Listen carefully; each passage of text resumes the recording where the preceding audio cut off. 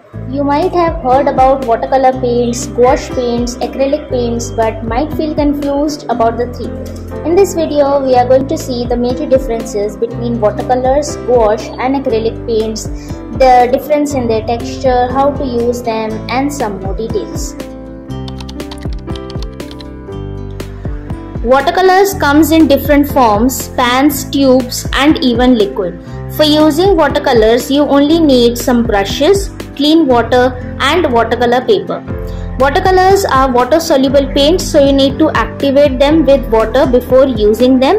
You can adjust the shade of the color with the amount of water. So if you want a lighter shade, add more water, and if you want a darker shade, add more watercolor and less water. The most important thing about watercolors is the timing. If you want to blend watercolors or you want to create a specific effect like sky or something like gradient, you need to blend them while they are wet, and hence the timing is really important. Also, while using watercolors, go from light to dark, which means start from the lighter shades and then the darker shades. Watercolors can also be used as inks for pointed pen calligraphy, so if you want to know how, you can watch this video. Watercolors give a matte and transparent or translucent kind of effect after drying. It depends upon the amount of water that you have used.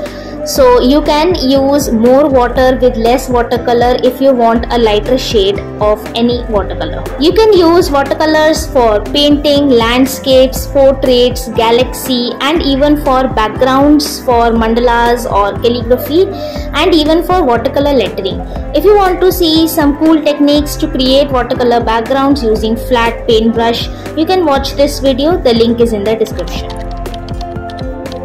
Gouache paints usually come in tubes, but sometimes they can be in pans as well.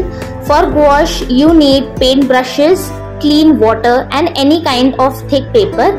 It is best to use smooth watercolor paper for gouache paints, but you can also go with ivory sheets or any thick cardstock that can hold the gouache on it. Gouache basically are opaque watercolors, so they are more dense than watercolors.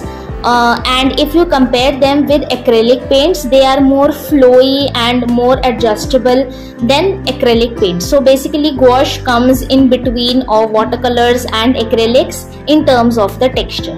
Gouache paints give a matte finish after drying, which is opaque, and you can also use them as watercolors by adding more water to it. So just add a very tiny amount of gouache paint and a very good amount of water, and then you can also use them as watercolors. The best part about gouache is that you can work from light to dark shades and even dark to light shades, unlike watercolors in which you can only use from light to dark shades. You can also layer them, like after a layer dries you can add another layer on it, but you have to make sure that if you want to layer the gouache paints, the first layer should be perfectly dry so that you can layer them with another layer of gouache paint. So this technique works really well when you want to paint landscapes, especially when you want to have a particular effect, a sky effect, clouds effect, or something related to a moon or cloud, something like that. Gouache paints are perfect for those kind of landscapes. You can also use gouache paints as inks for pointed pen calligraphy. If you want to learn how to do that, you can watch this video on my channel.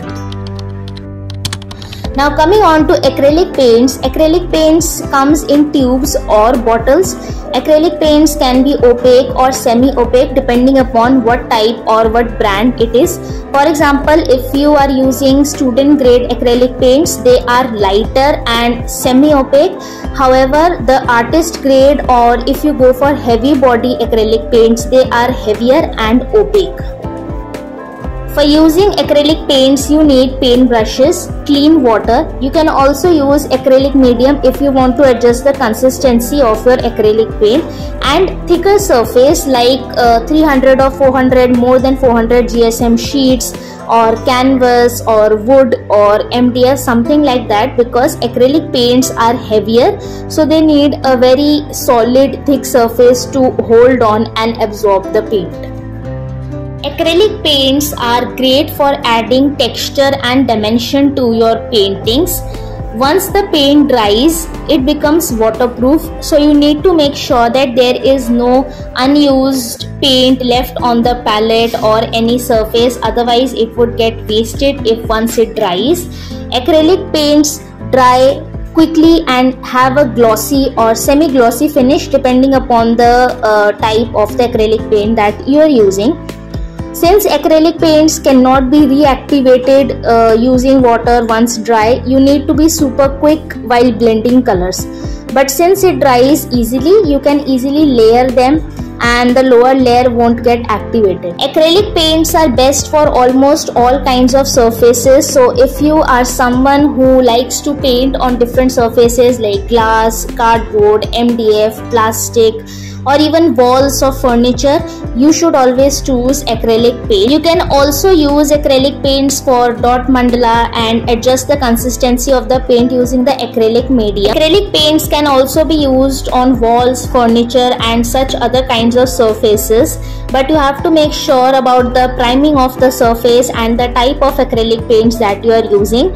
I would always suggest to use heavy body and artist grade acrylic paints for such projects, as the walls and the furniture is open to air, so you need to have a really thick consistency heavy body acrylic paint for such project.